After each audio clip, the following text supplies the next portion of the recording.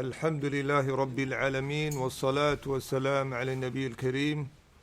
To proceed in continuing in our sessions where we come together addressing matters that concern us.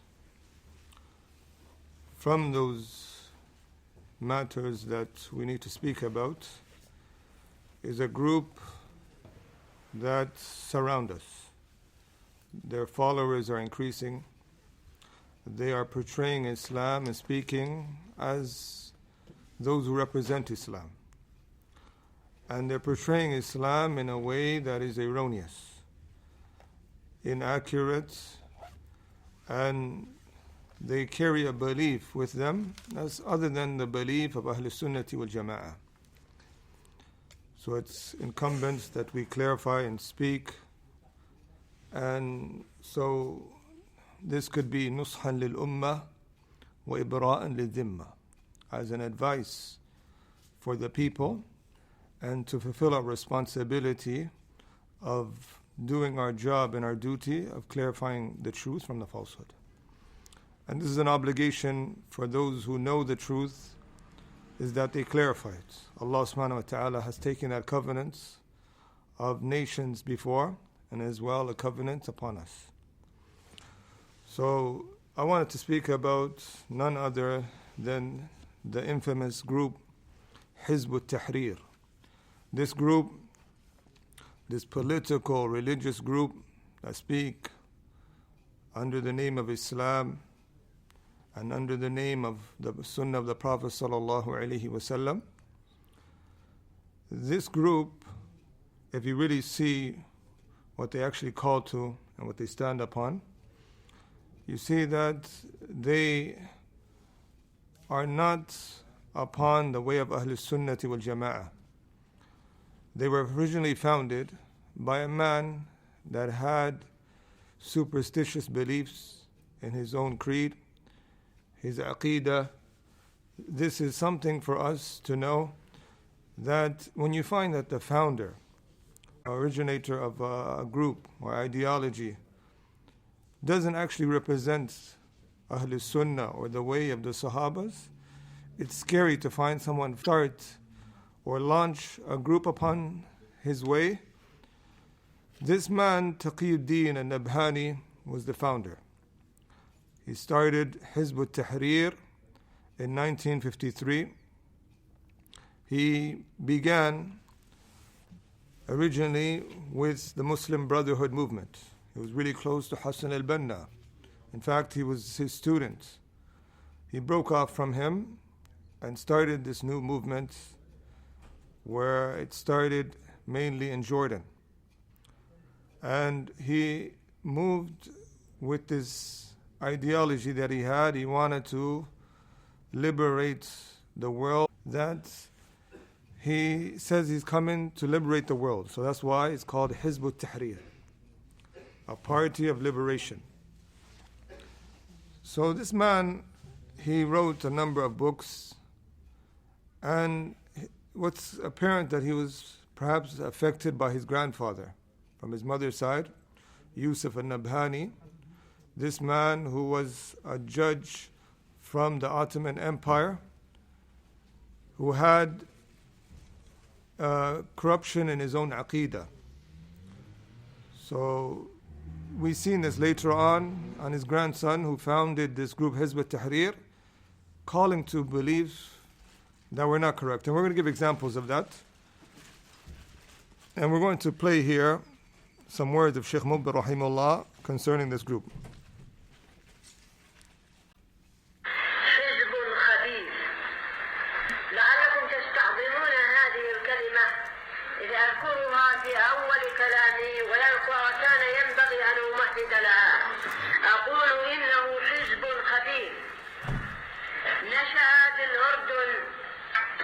وكان منشقا عن الإخوان المسلمين، فراسلوه ليرجع فأبى أن يرجع، وكان زعيمه تقي الدين النبهاني.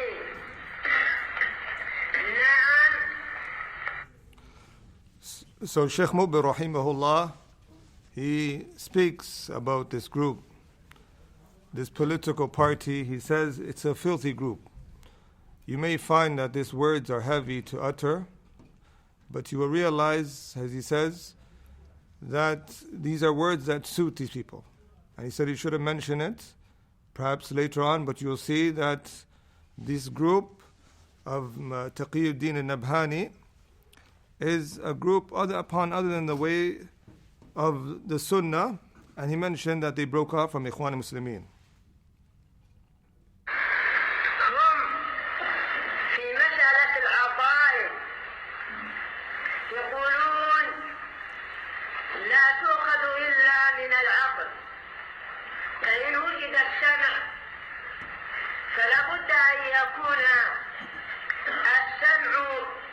مقطوعا به ومن ثم ينكرون عذاب القبر ومن ثم ينكرون خروج المسيح الدجال. So the Shaykh Muqbil rahimahullah, he mentioned that this group, they based their aqidah on rational thinking. And we're going to give some examples on that. That they related everything mainly to the intellectual understanding of things, and they made a primary source, and this is mainly the author, to the intellect. For that reason, you're going to see that it denies certain important fundamentals of our religion, and he gave an example. They deny Adhab al-Qabr, as well the emergence of the Dajjal, based upon certain principles. And even though some of their members may say we don't believe in this, but this is upon the founder. He gave examples showing that this opinion is valid, and this is something open.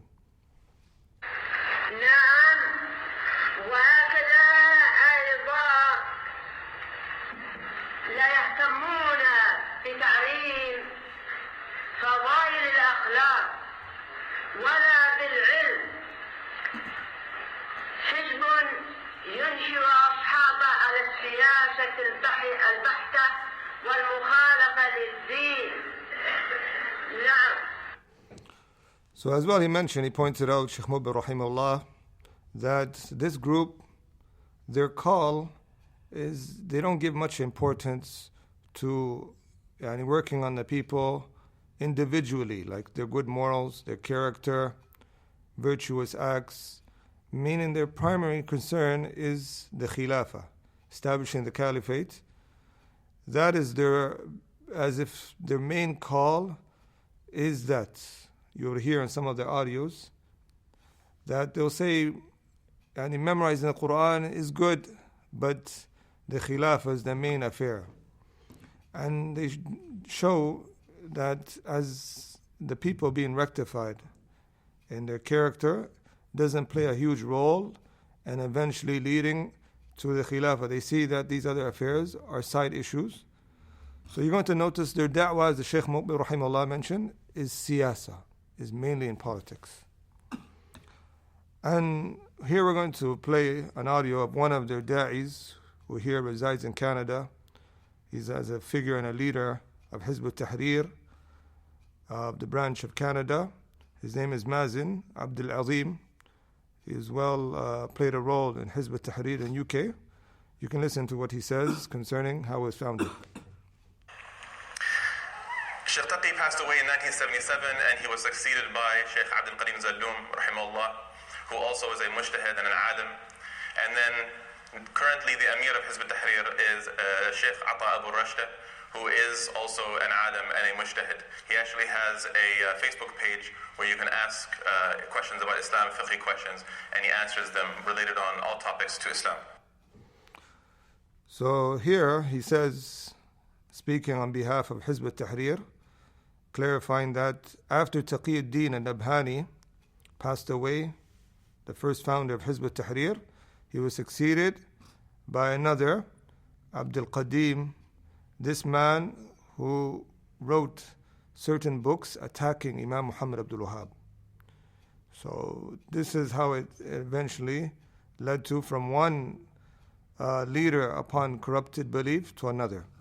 And then their other leader that they said, Yani Ata ibn Khalil Abu Rushda, he said that a person can reach to him through Facebook. We don't really know this character. They say he resides in somewhere in the Muslim lands.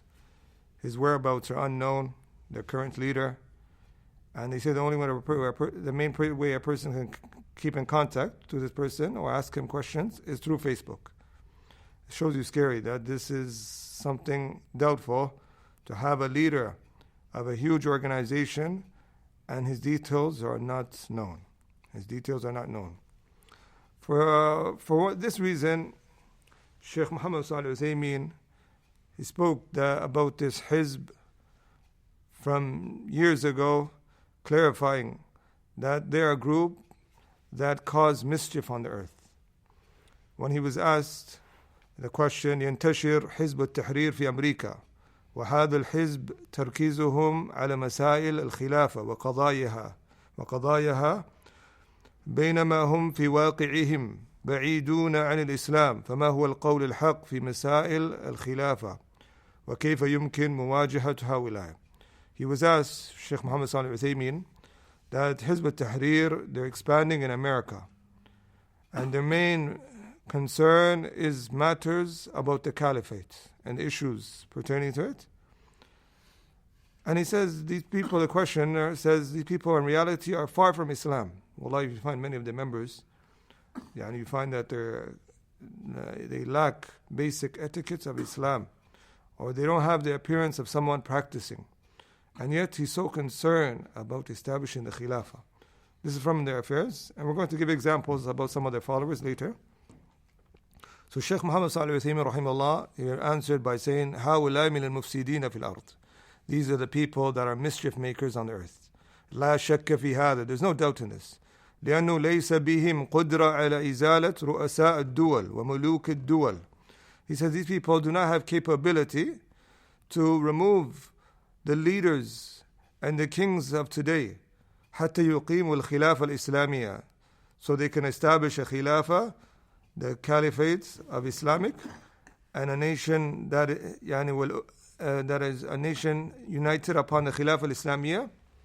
They don't have the capability of that. Well, and this is something known. They waste the people's time.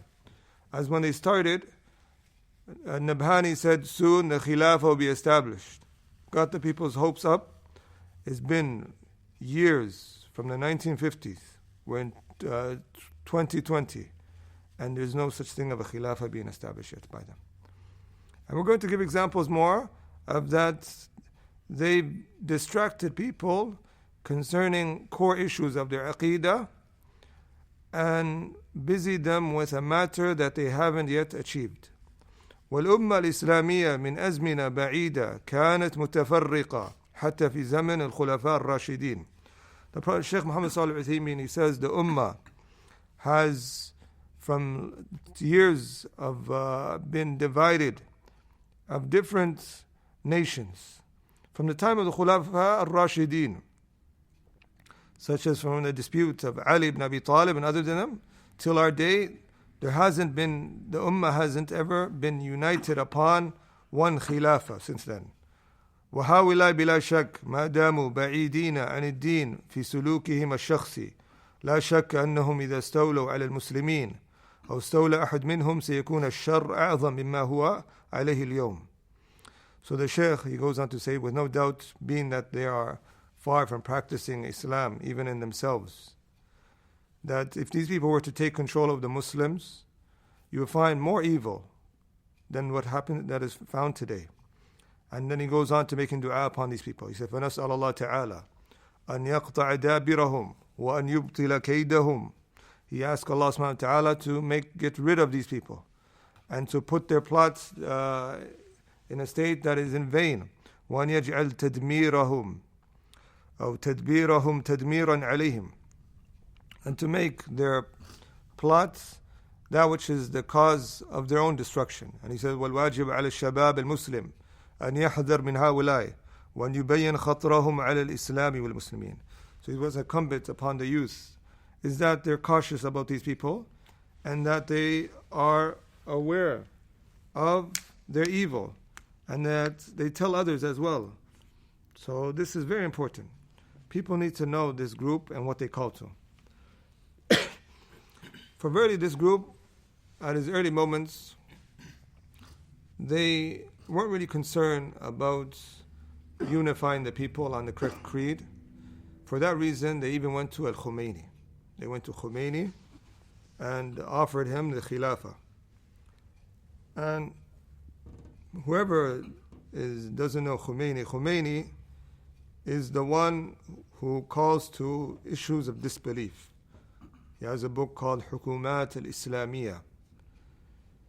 It's filled of disbelief from the beginning to the end. He's a man who says that our awliya of the 12ers, they have reached a level that a prophet hasn't reached or an angel hasn't reached. This is who they wanted to offer. And they offered him, they showed him the constitution to become the next Khilafah during his revolution in Iran. And they went to him twice.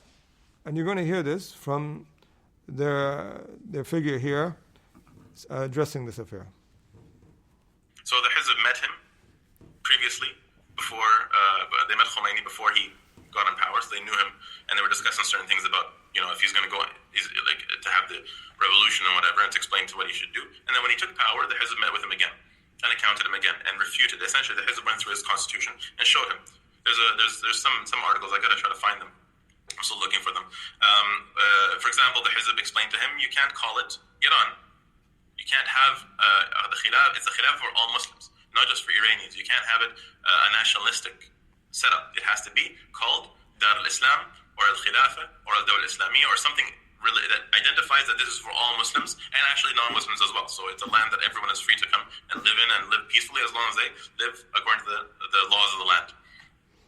So you can see, they weren't so concerned about Khomeini's belief and the disbelief that he has fell into.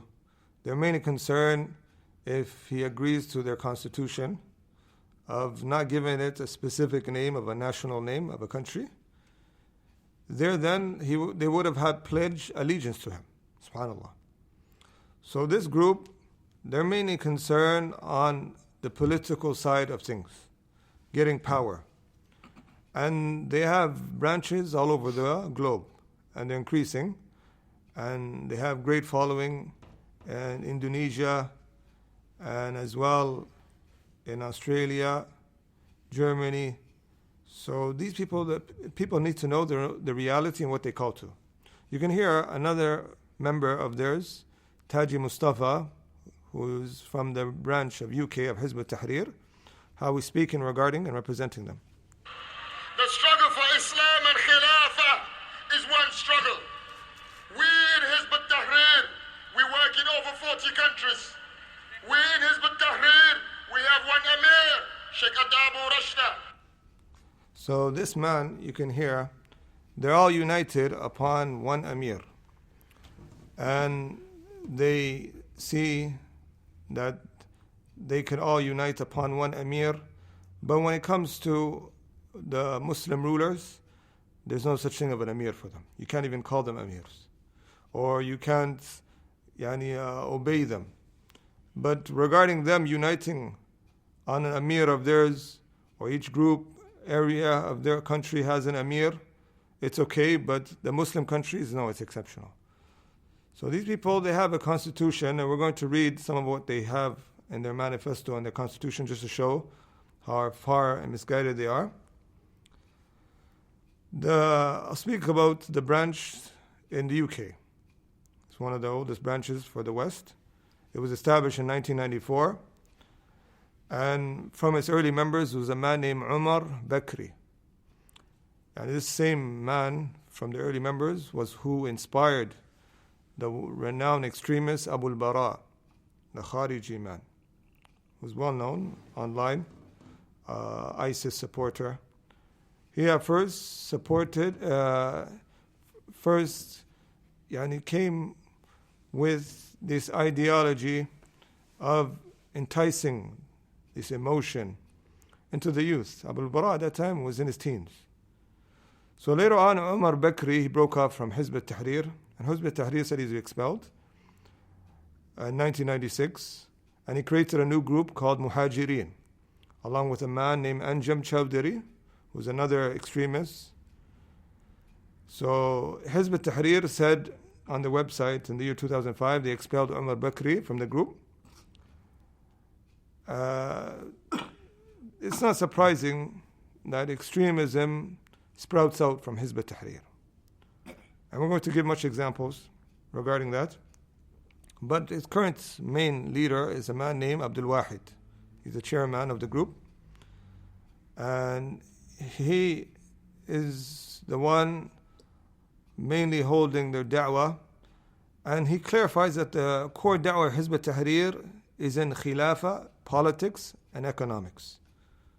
If you ever see a Ḥizb at-Taḥrīr one person, or those who hold their ideology, their main conferences or da'wah programs are on these free affairs. You can listen to it, how Abdul speaks. But what they said made sense on many different levels, whether it was issues about Islamic belief, or whether it was issues about the rituals of Islam and the behavior a Muslim should have, or whether it was the core of what Ḥizb at-Taḥrīr talked about, which was khilafah and Islam's system, political system and economic system, and these aspects of Islam, which frankly I've never heard anyone talking about before. For this reason, Shaykh Albani rahimahullah mentioned something regarding their da'wah, that its approach is not the approach of Ahlul Sunnati wal Jama'ah, especially concerning how they base things on the rational evidence more. You can see here how you can listen to what Shaykh Albani rahimahullah mentions. جماعة حزب التحرير هؤلاء يفهمون الإسلام في آيات كتاب الله وفي أحاديث سنة رسول الله صلى الله عليه وسلم انطلاقا من عقولهم وانطلاقا من أهوائهم وليس انطلاقا من فهم الكتاب والسنة. So he mentioned that these people, they understand and comprehend Islam mainly from their intellect, not from the Quran and the Sunnah and understanding of the Salaf al-Salih. Is mainly from their whims and desires. ويكفيكم ما سمعتم آنفا من الكلام أنهم يشككون في كل آية فضلا عن كل حديث أنه له وجوه، ولذلك فهم يأخذون من القرآن ومن السنة ما يناسبهم من التأويل والتفسير حتى لو لم يسبق إلى ذلك أحد. As well, he gave an example that for the verses in the Quran, they'll tell you it has multiple possibilities. Even of clearest things, they'll tell you there's multiple possibilities. We're going to give examples from some of their leaders speaking in this manner. As well, you can listen to Abdul, how he speaks about the rational approach for Ḥizb at-Taḥrīr. There's a lot of discussion the brothers from the Hizb were having about how the proof of the existence of a creator was rational and intellectual. And I'd got a book by Imam Ghazali, his masterpiece, Ihya Ulumuddin, and written centuries ago. And I remember reading at the beginning of that, Imam Ghazali going through rational proofs, the kalam proofs of the existence of Allah subhanahu wa ta'ala. I just thought this was so strange that here's this bunch of guys in their late teens, early 20s who are challenging me to think about these things. And here's Imam Ghazali, may Allah give him rahmah, who was writing about these things centuries ago. And no imam, no teacher, no family member, nobody in my community had ever thought to explore these discussions. I mean, we live in an intentionally rational society in the West, and people were giving us our deen based on just following tradition. So this is the approach of Ḥizb at-Taḥrīr mainly. As well, Abdul in the year 2007, he joined a rally of different people for the political issue in Pakistan. And this is what Ḥizb at-Taḥrīr is known for. marching on the streets, demonstration, yelling, speaking publicly about the Muslim countries, the rulers. All of this, they say, this is how we're going to change. And in fact, it just incites hatred in the people. You find even sometimes they'll start a conference, they'll go to maybe a masjid that has majority Pakistani background, and they'll speak about the Pakistani governments to them. This is more harm than good. And this is their call to revolution, to overthrow. And whenever there's a revolution in a country, they're there, ready to offer whoever is causing this rebel methodology of taking over countries to become the Khilafah. And as well, you can hear Mazin Abdul Azim, one of the leaders of main leaders here of HT, saying that you can believe whatever you want, we just want to establish the Khilafah. And that's not acceptable. That's not what Ḥizb at-Taḥrīr does. The groups who are arguing against the Hizb think that we're trying to steal their mantle, their badge of like true Islam. We're not. We're just saying that, go ahead and believe whatever you want. We just want to reestablish the Khilafah, and it requires a group effort. So for this reason, you find they call to this affair. Their concern is not guiding the people to the true Islam. It's just the Khilafah. The Muslims have divided into all sorts of groups, and only one of them are actual Muslims. And so within this saved sect are all the madahib and all the different views of aqa'id that are still within the fold of Islam. And therefore the Ash'ari and the Maturidi and the Athari and the Shafi'is and the Hanafi, the Hanbali, the Malikis, the followers of Imam Ja'far, the followers of Imam Zayd, you find that the Tablighi Jama'at and Jama'at Islami and Ḥizb at-Taḥrīr and Ikhwan al-Muslimin and all the different groups around the Muslim world, if they're still Muslim and they're still within the fold of Islam, they are al-Firqa al-Najiyah. So this man, you can hear that they believe all the deviant groups, Jama'at al-Tabligh, Maturidi, Ash'ari, all of them, the Ja'faris, even from the Shia, those who ascribe to the Rafida methodology, he says if they're still Muslim, they are all from the saved sect, Firqa al-Najiyah, subhanAllah.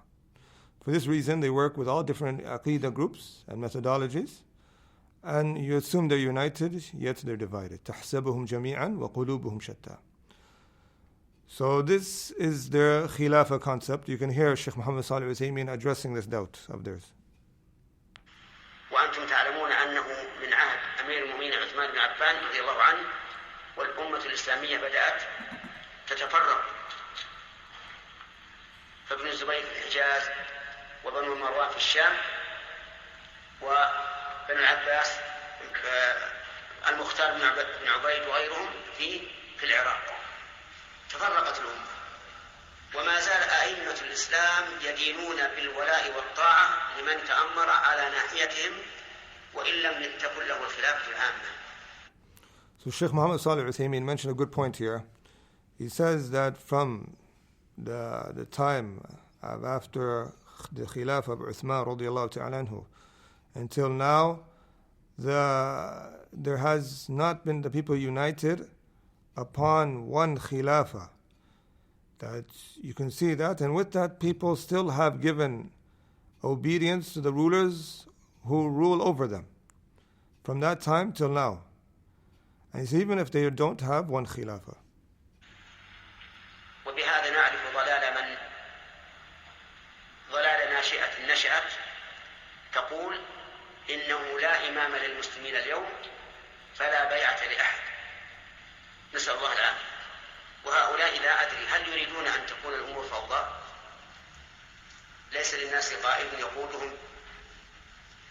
هل يريدون أن يقال كل إنسان أمير نفسه؟ هؤلاء إذا ماتوا من غير بيعة فإنهم يموتون ميتة جاهلية والعياذ بالله.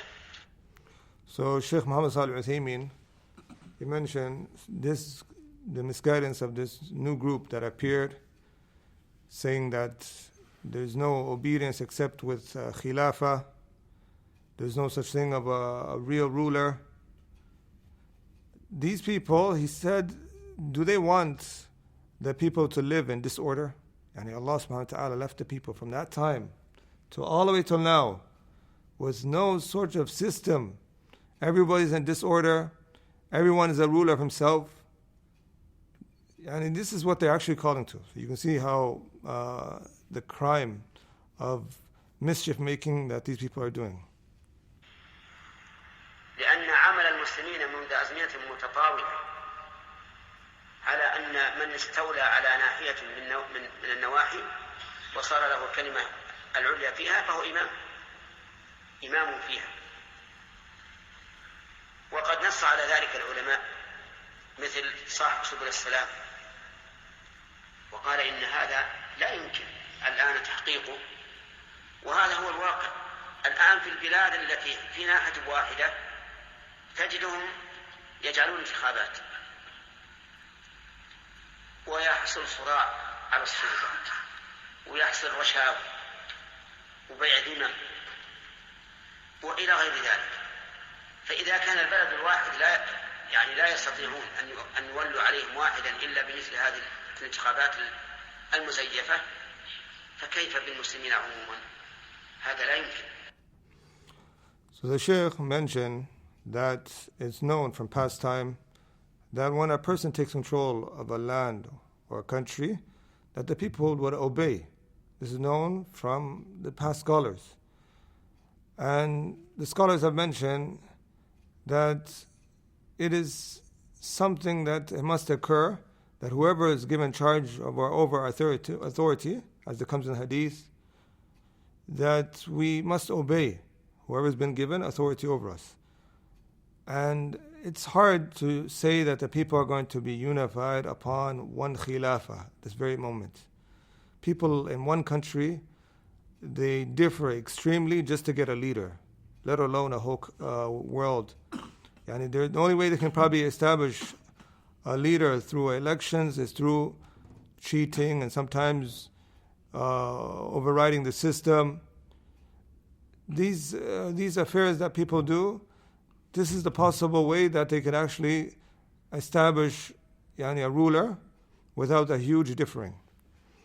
So some of these people, they as well attain popularity more through the Syria crisis, where they held many conferences around the world, and even some of them, they were openly encouraging people to go and fight.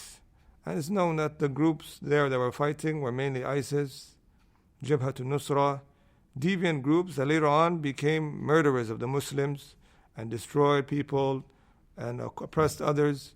So you can hear some of the words of Abdul Wahid in the year 2013, how he addresses this affair. Just because they are arrested and called criminals and terrorists, none of us should use those words for them if they went there with an Islamic motivation. Even if somebody here thinks it's unwise for a Muslim to go there and fight jihad fi sabilillah, and you say that and you publicize it, wallahi, never ever ever use the word criminal or terrorist for somebody who goes and does that. Even if you say don't go or advise somebody not to go, a Muslim is a brother to a Muslim. He doesn't oppress him, he doesn't abandon him. Our unity as an ummah has to be here as well as with the ummah worldwide. So you can see they have so much concern of not name-calling some of the people that went to fight in Syria. And most likely, many of these people that went to join this battle in Syria became from the followers of ISIS and deviant groups. And we've seen the bloodshed and the disorder under the name of Islam. And he has so much concern of not name-calling these people, but when it comes to the Muslim rulers, you can see how some of them they speak and they utter words regarding them. America, just like Saudi helped America invade Iraq, they're helping America regain control of Syria. It's the exact same thing, and anybody who doesn't see this is ignorant of the political reality of the Muslims. These tyrants are enemies of Allah subhanahu wa ta'ala, and they help them and they don't help us. So the rulers, in particular Saudi, they're the enemies of Allah. And these are the words you can say, but when people go and join ISIS, a Muslim is a Muslim to his brother, he doesn't oppress him. These are hadith come and apply. But for the Muslim ruler, there's no such thing. Because the matter for them is mainly politics. They also call in some of the audios the Muslim rulers as devils in the bodies of humans. You're going to hear as well, they see that the entire world is Darul Kufr from 1924. You're going to listen to what they say. Islamic society. But the Khilafah was destroyed in 1924. So the entire world is not being ruled. There's nowhere in the world that's being ruled by Islam. Saudi is a tribal monarchy. Turkey is an un-Islamic system. All these systems, they are not Islamic. And therefore, the entire world falls under what is called Darul Kufr. Not to define the people, but to define the systems. The systems are not Islamic. So you can hear from their leader here in Canada, he says that the entire world is practically Darul Kufr. SubhanAllah. There's no such thing of Muslim land, Darul Islam in this very day and age. And in particular, they have a lot of hatred for Saudi, more than other countries. You can hear in some of their words how they speak about this affair. Saudi, what have they done? They just know how to polish their guns and obey America and go and kill Muslims. When was the last time Saudi did anything for the sake of Allah subhanahu wa ta'ala militarily? Nothing. All they do is protect their garbage, rotten tribal state where they changed the name of the land of Rasulullah sallallahu alaihi wasallam. What did they change? Nobody in history has ever dared to change the name of any of the Muslim lands to their tribe's name, except for this dirty, rotten tribe that allied with British and helped destroy the Khilafah. And look at them now. Al-Saudiya, at least call it Quraysh, call it whatever, something related to the people who established Islam there. Your dirty tribe fought the Khilafah and fought the Khilafah in 1909. They came into the Al Jazeera after being kicked out in the early 1800s. They went into exile into Kuwait for almost 100 years. And in 1909, the British invited them back, and Al Saud came and they allied with a group called Al-Ikhwan, not Al-Ikhwan Muslimin, but some fighters, some good fighters. They fought the Uthmani Khilafah in Al Jazeera, and they kicked out the Uthmani Khilafah from the area, and then Al Saud killed them because Al-Ikhwan said, the fighters of Al-Ikhwan thought that they were going to establish the next dynasty of the Khilafah from the Uthmani to, the Umayyad to Abbasi, the Uthmani, and they thought they were going to be the next dynasty of implementing Islam. But after Al Saud took advantage of them, and this is known, by the way, there's documentaries about this, they took advantage of this fighting group, and they took over the peninsula, and then Al Saud killed them. He had them. So this man, you can hear his words concerning Saudi Arabia. This is from one of their leaders of Ḥizb at-Taḥrīr. He wrote a book, كيف هدمت الخلافة. Abdul that's one of the successors of the Ḥizb at-Taḥrīr. He wrote a book accusing that Imam Muhammad Abdul Wahhab and Saudi Arabia, they are the ones that fought against Khilafah and destroyed it. Well, that's not true. Even if you look the time of it being collapsed and the time of Imam Muhammad Abdul Wahhab, the dates do not equal up. And these people, it's embarrassing for them to utter words, and then when you go back in history, you see it's not as mentioned. And where Imam Muhammad Abdul Wahhab was, and as well where Saudi originally started from, the Ottoman Empire didn't have any rulership over. So you cannot say they did khuruj. And you can hear Sheikh bin Baz, rahimahullah, clarifying this.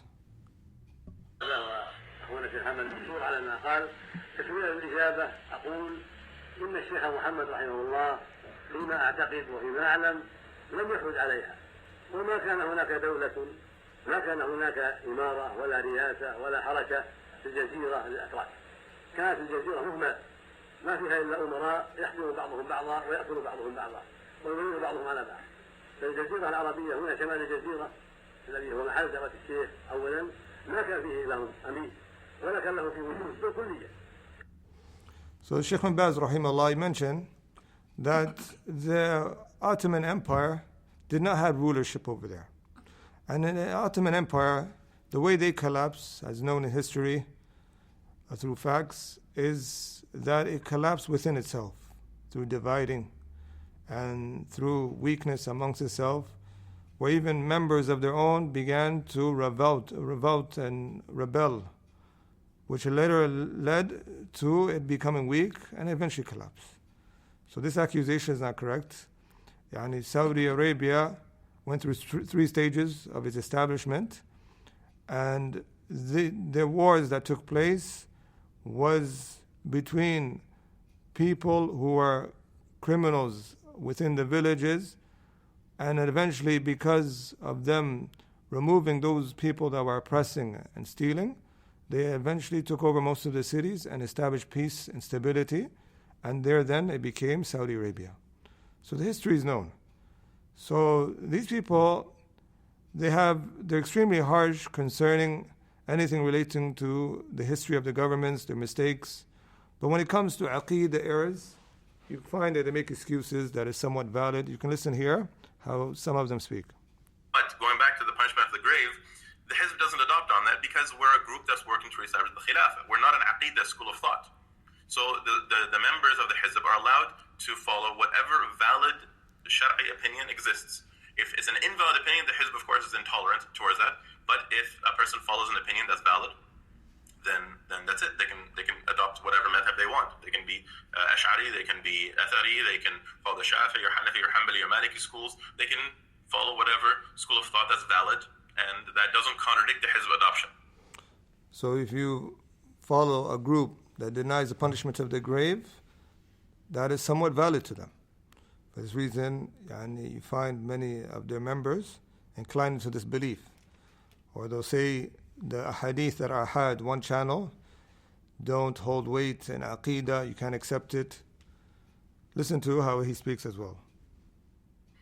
Yes, I understand that a lot of Salafi brothers hold the opinion that it is taken into Aqeedah, but they don't yet seem to be willing to accept that there's a lot of schools of thought that said ahad hadith is not taken into Aqeedah.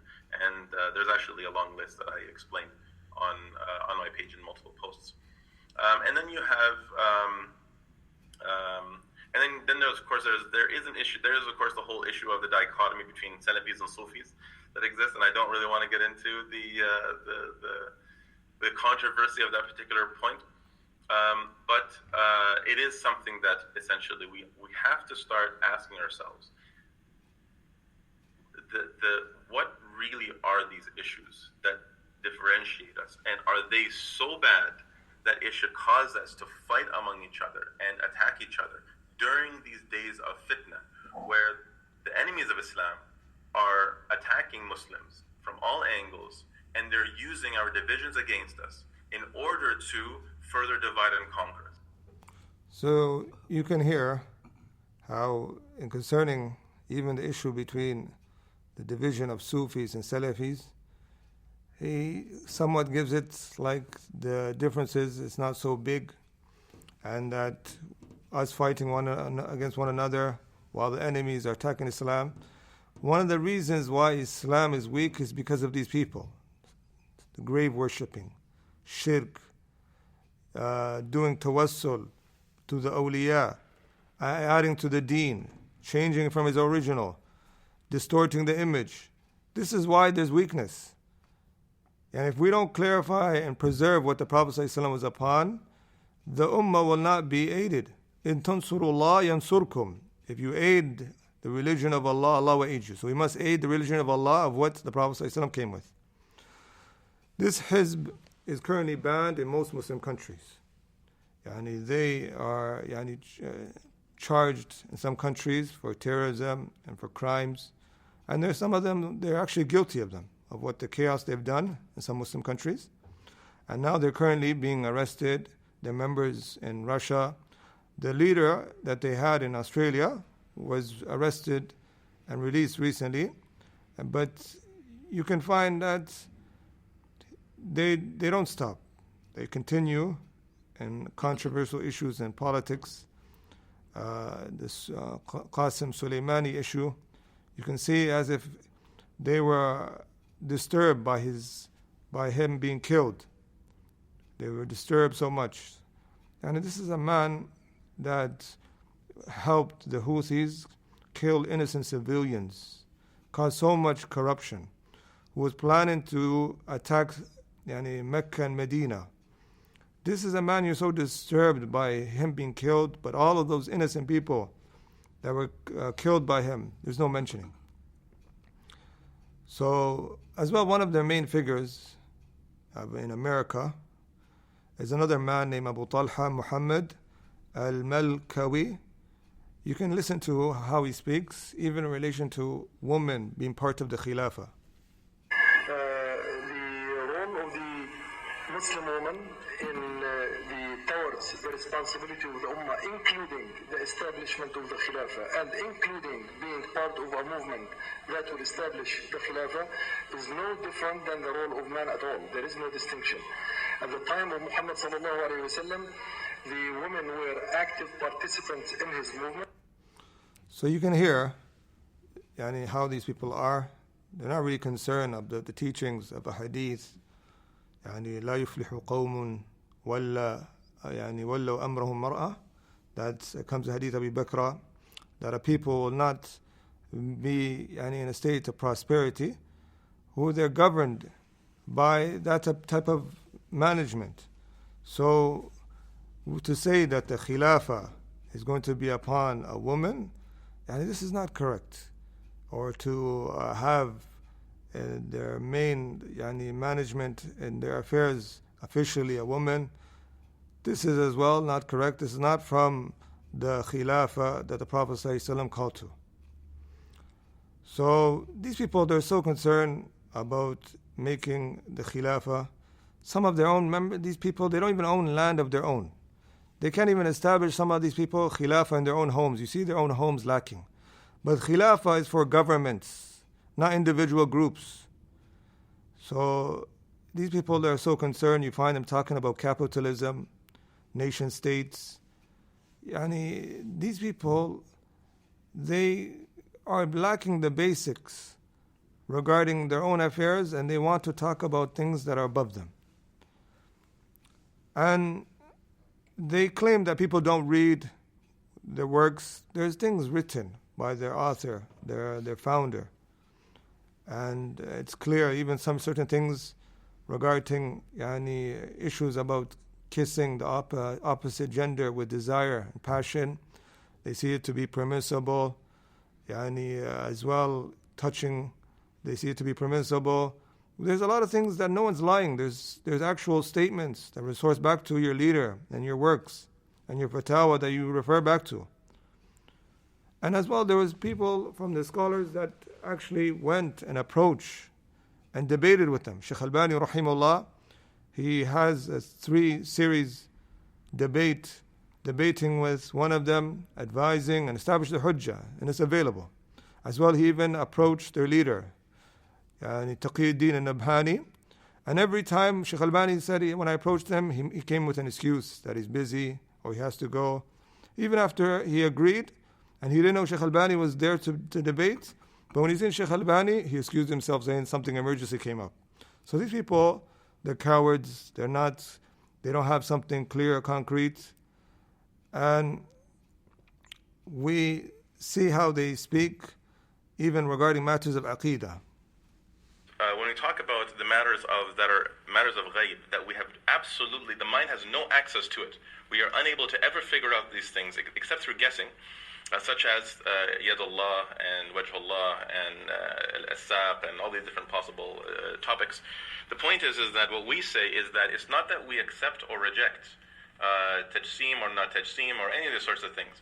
What we're saying, we don't even discuss it. The point is that we say we are not allowed to discuss it.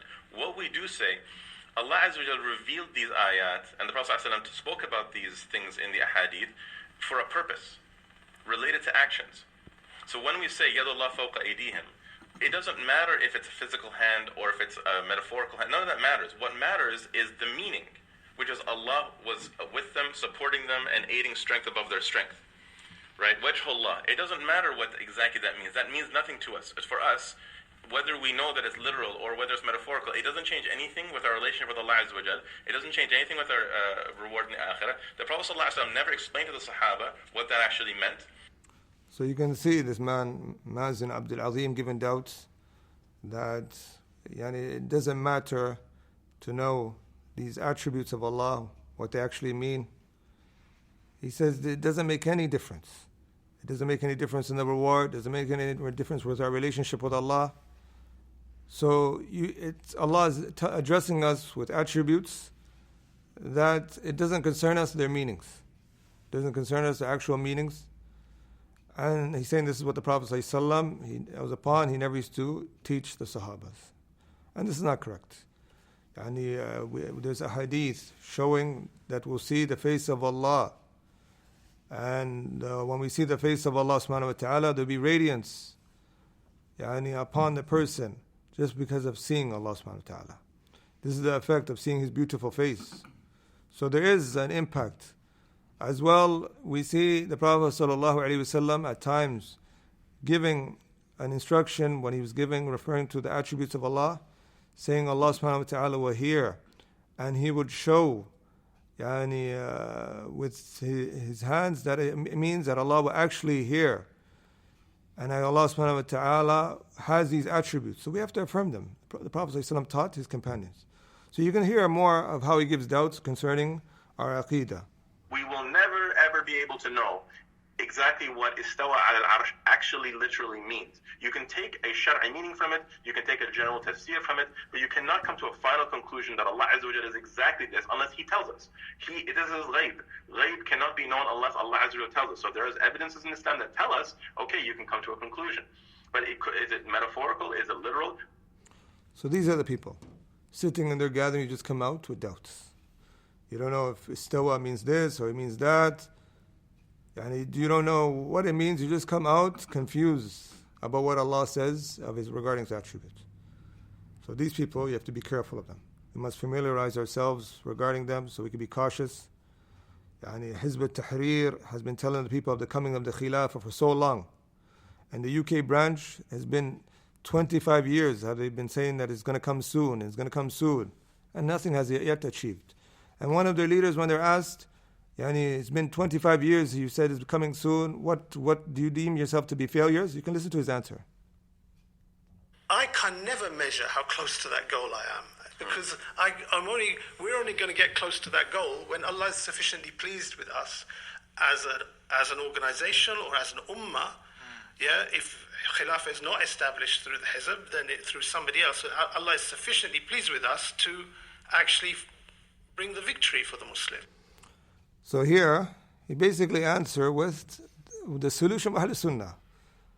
For Allah to be pleased with us, that's when the Khilafah is actually established. So unifying the people upon the correct creed, the teachings of the Prophet ﷺ, avoiding bid'ah, this is when Allah subhanahu wa ta'ala becomes pleased with us. This is where the unity lies. So you basically mention the reason of your failure is not going back to Ahl Sunnah wal Jama'ah and their methodology. And wallahi, these people, it's tiring debating with them, talking with them. I had personal debates with some of them. You just find that their talks are based upon, it's a circle with emotions. And even at the end, with takfir. I've heard some of them actually making outright takfir upon some of the Muslim rulers. And they're increasing, even in close to us in Mississauga. They're spreading in Hamilton. And they have conferences that say they even take advantage of any crisis that happens. The emotions of the people, Kashmir conference. So be careful of these people. It's as if Allah subhanahu wa ta'ala says, وَمَا خَلَقْتُ الْجِنَّ وَالْإِنسَ إِلَّا لِخِلَافِهَا. Allah subhanahu wa ta'ala, as if He didn't create jinn and ins except for the khilafah. They disregarded the da'wah of the Prophet ﷺ to Tawheed and educating people at the very beginning. Khilafah is when the people are capable. The people first need the beginning da'wah of the Prophet ﷺ to Tawheed and educating them. And then the governments, when they're correct and upright, they will be guided to Khilafah.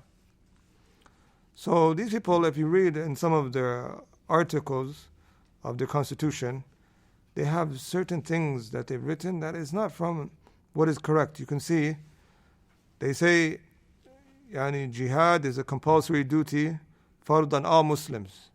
Military training is therefore compulsory. Thus, every male Muslim 15 years and over is obliged to military training and readiness for jihad. SubhanAllah. These people, they want to make it where they force even young people the moment they reach the age of puberty, to be forced to training camps of jihad. And you have no choice. All of this is their main concern is khilafah and politics. One of their is as if you can find they resemble some of the words of the Shia. They said there is no actual establishment of obeying a ruler. There's no this, there's no that, unless the khilafah is established until our khalifa comes. It's similar to the words of the Shia. There's no rulership until the Mahdi comes. Similar words. So some of the members who used to be with them is Hamza Andrews, a famous YouTuber. I believe his Greek background. He freed himself from being a member. You can listen to what he said. Concerning my affiliations with the Islamic group Ḥizb at-Taḥrīr, also known as HT, I would like to say that I was once a member of HT, but I am no longer a member of HT, and my reasons for leaving the Islamic group are based on scholastic and philosophical reasons. So my exit from the group was many years ago now. I think it was 5 or 6 years ago, and I'm no longer part of that Islamic group. Yes, you find people who used to be members of this group, they have left, but they still hold their ideology, or they still hold working with some people that have this ideology. Like Hamza, when he comes, this da'i, when he comes to Toronto, he goes with mainly to the people that have this ideology similar to the affair of Ḥizb at-Taḥrīr, if not almost the exact same. Yeah, you find that it's the same, similar call. As well, Abdullah al-Andalusi, well-known as well, who speaks of the name of Khilafah. He works with some of the members of Ḥizb at-Taḥrīr. You probably find him giving talks with them or supporting them online. A man once asked him online, who would you appoint the Khilafah if you don't have really concern about which group is upon the right path, true Islam? Is it going to be a Burwayli? Is it going to be Diobandi? What's it going to be? He responds by saying, he comes with a general answer saying that the Muslims, they have so many differing, as the Kuffar country has differing, but the differing in the Kuffar country didn't lead them to leave off coming to some type of leadership. The same way the Muslims shouldn't come and differ to come to some leadership. That answer is watered down. And this type of person, when he comes to Toronto, he goes and he works with the same people that have this ideology. And you can listen to how he speaks in some of his audios. I think, as I said, okay, yes, I'm on the opposition side against patriotism, but it doesn't mean that I can't partake in celebrations, national celebrations. I mean, the only reason why I didn't partake in the Guy Fawkes celebration was I was worried I'd be arrested for glorifying terrorism. So look at this, these people, regarding important things of a Muslim identity, not participating in festivals not of our religion, he has no problem participating in them. But regarding issues about the ruler, the slightest error, you find that they come out and they speak out of so much jealousy. So you see the contradiction. And these people, some of their followers, when they were, one of their followers online on a forum, wrote some words, tried to criticize Sheikh Salim Hilali for writing something about Taqiyuddin al-Nabhani and about Ḥizb at-Taḥrīr. This man, he comments from their followers. He says, وَمِنْهُمْ مَنْ نَظَرَ فِي تَصَرُّفَاتِ بَعْضِ الشَّبَابِ وَرَاحَ يَعِيبَ الْحِزْبِ فِي أُمُورٍ فِقْهِيَّةٍ خِلَافِيَّةٍ. And he's describing the people that criticize Ḥizb at-Taḥrīr. He says, some of them who looked at the behavior of some of the youth who criticize the Hizb because of issues of khilaf, of fiqh. And they've made their opinion as it's 100% correct, and anyone else falsehood. And they don't accept any debate. So this is what he's saying about the people who criticize. And he goes, مثال تدخين بعض الإخوة سبحان الله. And he's saying that the issue of smoking is up for grabs, for debate. And سبحان الله. صلاة الجماعة منفردا في البيت. And these people, it shows you how misguided they are. في البيت مع الأفضلية والندب لصلاتها في المسجد. يعني even the topic of صلاة الجماعة. And then he goes on, عدم إطالة اللحية إلى آخره, not growing the beard long. All of this is like he's saying it's not an issue. It's an issue of difference of opinion. It's open for debate. So these people, are as a misguided group. We should be cautious about them. We should warn our families from not attending their conferences. We ask Allah subhanahu wa ta'ala to guide us to that which is correct and allow us to die upon the sunnah of the Prophet sallallahu alaihi wasallam in the way of his companions, that how they understood it.